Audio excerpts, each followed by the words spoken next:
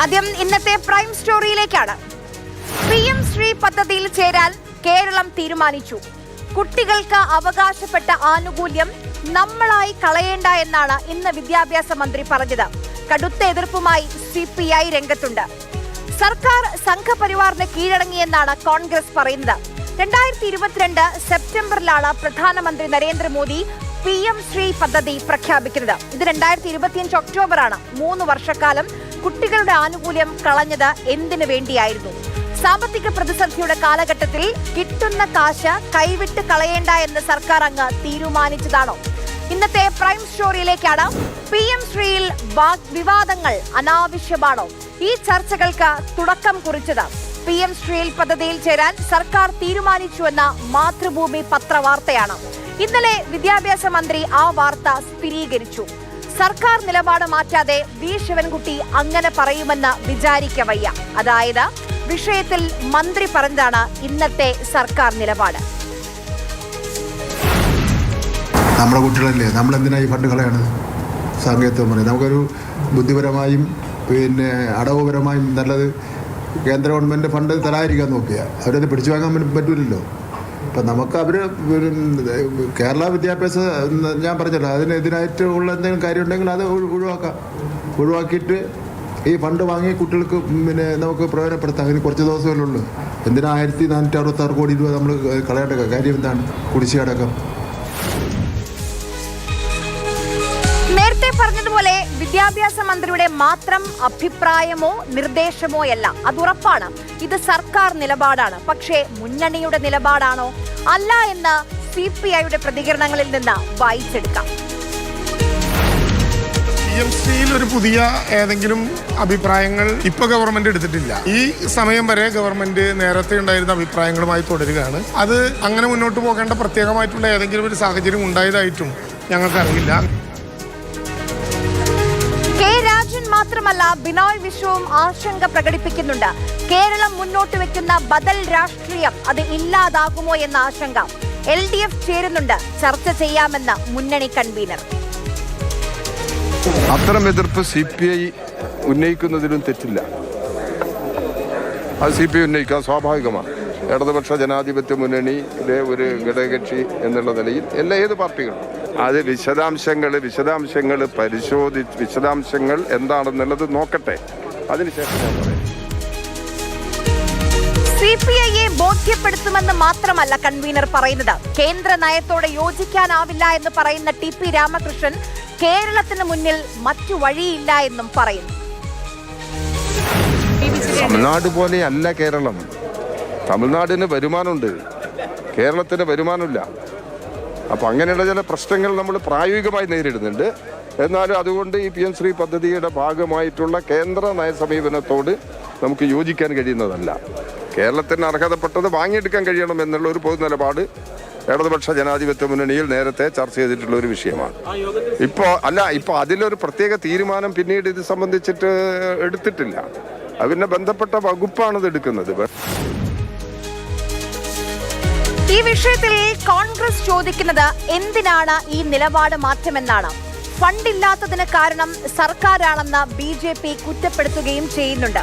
അതിലേക്കൊക്കെ നമുക്ക് പോകാം. അതിനു മുൻപ് എന്താണ് ഈ PM ശ്രീ പദ്ധതി ഒന്ന് വിശദമായി നോക്കിയാലോ? എന്താണ് PM ശ്രീ പദ്ധതി? അതായത് നമ്മുടെ രാജ്യത്തെ സ്കൂളുകളിൽ അടിസ്ഥാന സൗകര്യ വികസനം, അതാണ് PM ശ്രീ പദ്ധതിയുടെ ലക്ഷ്യം. രാജ്യത്ത് ഉടനീളം സ്കൂളുകൾ നവീകരിക്കും. അധ്യാപക ദിനത്തിലായിരുന്നു പ്രധാനമന്ത്രി നരേന്ദ്രമോദിയുടെ ഈ പ്രഖ്യാപനം. പ്രധാനമന്ത്രി schools four rising India 2022 September 7 പ്രധാനമന്ത്രി നരേന്ദ്രമോദി ഈ പദ്ധതി പ്രഖ്യാപിക്കുന്നത്. രാജ്യത്തെ 14,500 സ്കൂളുകളാണ് ഈ പദ്ധതിയുടെ ഭാഗമാകുന്നത്. 2020 ദേശീയ വിദ്യാഭ്യാസ നയത്തോട് ചേർന്ന് നിൽക്കുന്ന തരത്തിലായിരിക്കും ഈ സ്കൂളുകളുടെ പുനരുദ്ധാരണം വരിക. അതായത് മാതൃകാ സ്ഥാപനങ്ങളാക്കി ഉയർത്തും എന്നുള്ളതാണ് കേന്ദ്ര സർക്കാർ മുന്നോട്ട് വെക്കുന്ന നിർദ്ദേശം. കേന്ദ്രീയ വിദ്യാലയങ്ങൾ, നവോദയ സ്കൂളുകൾ, സംസ്ഥാന സർക്കാരിന്റെ സ്കൂളുകൾ ഇതെല്ലാം ഇതിന്റെ ഭാഗമാക്കും. ഈ ദേശീയ വിദ്യാഭ്യാസ നയത്തിന്റെ പരീക്ഷണശാലകളായി സ്കൂളുകൾ മാറും എന്നുള്ളൊരു വിമർശനവും അല്ലെങ്കിൽ ഒരു ആശങ്കയുമുണ്ട്. രാജ്യത്ത് നിലവിൽ 13,070 സ്കൂളുകൾ PMC സ്കൂളുകളാണ്. ഏറ്റവും കൂടുതൽ PMC സ്കൂളുകളുള്ളത് BJP ഭരിക്കുന്ന ഉത്തർപ്രദേശിലാണെന്ന് ഓർക്കണം. 1865 PMC സ്കൂളുകളാണ് ഉത്തർപ്രദേശിലുള്ളത്. തൊട്ടു പിന്നിൽ നിൽക്കുന്ന സംസ്ഥാനങ്ങൾ അത് മഹാരാഷ്ട്രയും ആന്ധ്രാപ്രദേശുമാണ്. 5 വർഷത്തേക്ക് 27,360 കോടി രൂപയാണ് ഈ മൊത്തം പദ്ധതിയുടെ ചെലവായി കേന്ദ്ര സർക്കാർ കണക്കാക്കുന്നത്. ഇനി ഇതിന്റെ ഫണ്ട് എങ്ങനെയാണ്? 7 സ്കൂളുകൾ നവീകരിക്കാനുള്ള മൊത്തം തുകയുടെ 60% കേന്ദ്രവും 40% സംസ്ഥാനവും വഹിക്കും. ഇനി ഈ സ്കൂളുകളെ എങ്ങനെയായിരിക്കും ഓരോ സംസ്ഥാനങ്ങളിൽ നിന്ന് അല്ലെങ്കിൽ ഓരോ പ്രദേശങ്ങളിൽ നിന്ന് തെരഞ്ഞെടുക്കുക? ഈ തെരഞ്ഞെടുപ്പിന് ചില മാനദണ്ഡങ്ങളുണ്ട്. അത് ചലഞ്ച് മോഡ് വഴിയാണ്. കേടുപാടുകളില്ലാത്ത സ്കൂൾ കെട്ടിടം, അതോടൊപ്പം തന്നെ ഒരു പ്രവേശനവും ഇല്ലാത്ത പ്രവേശന റാമ്പുകൾ, ആൺകുട്ടികൾക്കും പെൺകുട്ടികൾക്കും ഒക്കെ കുറഞ്ഞത് ഒരു ടോയ്ലറ്റ് വീതമെങ്കിലും സ്കൂളുകളിൽ വേണം. ഇതൊക്കെയാണ് മിനിമം മാനദണ്ഡം എന്ന് പറയുന്നത്. ഈ തെരഞ്ഞെടുത്ത ഇപ്പം PMC പദ്ധതിയിലേക്ക് തെരഞ്ഞെടുത്താൽ ആ തെരഞ്ഞെടുത്ത സ്കൂളിന്റെ പേരിന് മുന്നിൽ PMC എന്ന പ്രിഫിക്സ് ആയി ചേർക്കണം. അതൊരു പ്രശ്നമായി കണക്കാക്കുന്നുണ്ട്. അതോടൊപ്പം തന്നെ ഇനി എന്തൊക്കെ മാറ്റങ്ങളാണ് ഉണ്ടാവുക എന്നുള്ളതാണ്. നോക്കൂ, കായികം, കല, ശാസ്ത്രം ഈ വിഷയങ്ങളിൽ പ്രത്യേക ശ്രദ്ധയാണ് പ്രധാനപ്പെട്ട ഒരു വാഗ്ദാനമായി മുന്നോട്ട് വരുന്നത്. കായിക രംഗത്തേക്ക് വന്നാൽ മെച്ചപ്പെട്ട സൗകര്യങ്ങൾ, അതായത് ഗ്രൗണ്ട്, അടിസ്ഥാന സൗകര്യ വികസനം, അങ്ങനെ മെച്ചപ്പെട്ട കാര്യങ്ങൾ ഉണ്ടാകും. ശാസ്ത്ര മേഖലയിൽ നൈപുണ്യം, സയൻസ് സർക്കിൾ, ഗണിത സർക്കിൾ, അതോടൊപ്പം തന്നെ കൃഷിയെ പ്രോത്സാഹിപ്പിക്കാൻ പ്രത്യേക പഠന രീതിയൊക്കെ, ഹരിത വിദ്യാലയം, പരിസ്ഥിതി ജല സംരക്ഷണം, അങ്ങനെ പല തരത്തിലുള്ള ആശയങ്ങളാണ് മുന്നോട്ട് വെച്ചിട്ടുള്ളത്. ഇനി വിമർശനങ്ങളിലേക്ക് വന്നാൽ RSS അജണ്ട എന്നുള്ളതാണ് ഏറ്റവും പ്രധാനപ്പെട്ട വിമർശനമായി നമ്മുടെ മുന്നിലുള്ളത്. RSSന്റെ വീക്ഷണത്തിലുള്ള ദേശീയതാ സങ്കല്പങ്ങൾ അടിച്ചേൽപ്പിക്കാനുള്ളൊരു ശ്രമം അത് ഉണ്ടാകുമെന്നുള്ളതാണ് ഏറ്റവും വലിയ വിമർശനമായി ഉയരുന്നത്. അതോടൊപ്പം തന്നെ ഏകപക്ഷീയമായ ചരിത്രാഖ്യാനവും ഒരു പ്രതിസന്ധിയാണ്. പക്ഷെ കേരളം ഇപ്പോൾ പറയുന്ന കാര്യം എന്താണ്?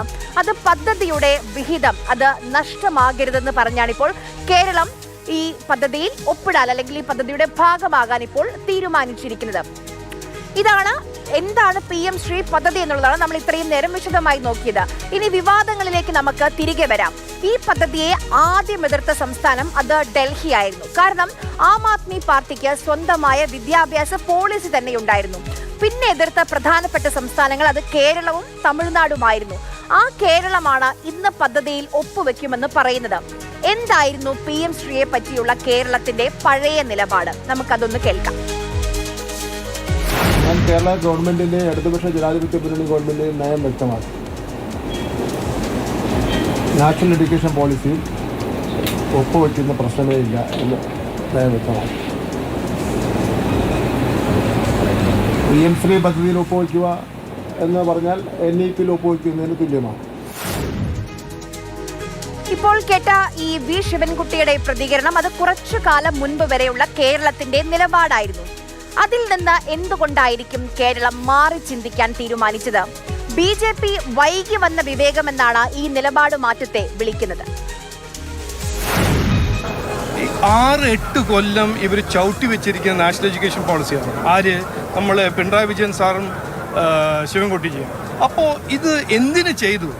അതിൻ്റെ ഒരു ഡയറക്റ്റ് ഫലമായിട്ടല്ല നമ്മളിന്ന് കാണുന്നത്. കുട്ടികളെല്ലാം നാടിന് പുറത്തു പോയി പഠിക്കുന്നു. വിദ്യാഭ്യാസം ഒരു കൃത്യമായ ഒരു ഇഷ്യൂ ആവും എന്ന് കണ്ടു പേടിച്ചിട്ടാണ് ഈ സർക്കാർ ഇപ്പോൾ പറയുന്നത് PMC സ്കൂളും വേണം, നാഷണൽ എഡ്യൂക്കേഷൻ പോളിസിയും വേണം. കോൺഗ്രസ് ആണെങ്കിൽ CPIയെ കൂടെ ചേർക്കുകയാണ്. CPIയുടെ കൂടെ കട്ടയ്ക്ക് നിൽക്കുമെന്നാണ് കോൺഗ്രസ് പറയുന്നത്. കേന്ദ്ര ഗവൺമെന്റുമായും BJPയുമായും പല ആനുകൂല്യങ്ങളും രാഷ്ട്രീയമായ പല സഹായങ്ങളും CPM തേടിക്കൊണ്ടിരിക്കുകയാണ്. അപ്പോൾ ഈ ബന്ധം ഇന്നലകളിൽ രഹസ്യമായിരുന്നെങ്കിൽ ഇന്നത് പരസ്യമായിട്ട് മറനീക്കി ഈ ബന്ധം രംഗത്ത് വന്നിരിക്കുകയാണ്. CPI നേതാക്കന്മാർ അതിനോടുള്ള വിയോജിപ്പ് വളരെ പരസ്യമായിട്ട് പറഞ്ഞിട്ടുണ്ട്. അതിലവർ ഉറച്ചു നിൽക്കുമോ എന്നറിയാൻ കേരളത്തിലെ ജനങ്ങൾക്ക് താല്പര്യമുണ്ട്, പ്രതിപക്ഷത്തിന് താല്പര്യമുണ്ട്. CPI ഉറച്ചു നിൽക്കുമെങ്കിൽ ഞങ്ങൾ എല്ലാ പിന്തുണയും നൽകും. ഇന്നത്തെ പ്രൈം എഡിറ്റോറിയൽ എന്തിനാണ് കേരളം നിലപാട് മാറ്റിയത്? കുറെ ചോദ്യങ്ങൾ പലരും ചോദിക്കുന്നുണ്ട്. അതിലേറ്റവും പ്രധാനം ആ പണം അങ്ങ് വേണ്ട എന്ന് വെച്ചാൽ പോരെ എന്നാണ്. കേസിന് പോയിക്കൂടെ എന്ന് ചോദിക്കുന്നവരുമുണ്ട്. കേന്ദ്ര സർക്കാർ പിരിക്കുന്ന നികുതി അത് സംസ്ഥാനങ്ങളുമായി പങ്കുവെക്കണം. അത് യൂണിയൻ നികുതി വിഹിതമായും ഗ്രാന്റായും അല്ലെങ്കിൽ കേന്ദ്രാവിഷ്കൃത പദ്ധതികളായും ചെയ്യാം. കേന്ദ്ര സർക്കാരിന്റെ രാഷ്ട്രീയ നയങ്ങൾ അടിച്ചേൽപ്പിക്കുന്ന മാർഗമായി പലപ്പോഴും കേന്ദ്രാവിഷ്കൃത പദ്ധതികൾ മാറുകയാണ്. അതിന് ഉത്തമ ഉദാഹരണമാണ് PM ശ്രീ. അതുകൊണ്ട് തന്നെയാണ് ആ പദ്ധതിയിൽ കേരളം ഇതുവരെയും ഒപ്പിടാഞ്ഞത്.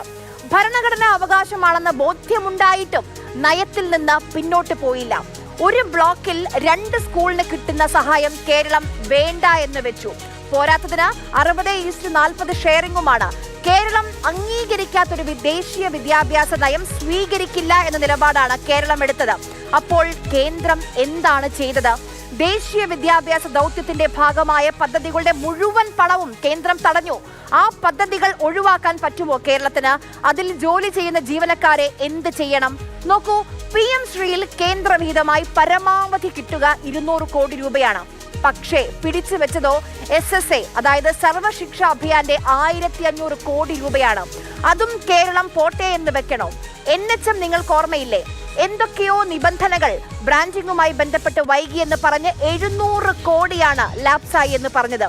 അതുകൊണ്ട് ആ പണം അങ്ങ് വേണ്ട എന്ന് വെക്കാൻ പറ്റില്ല.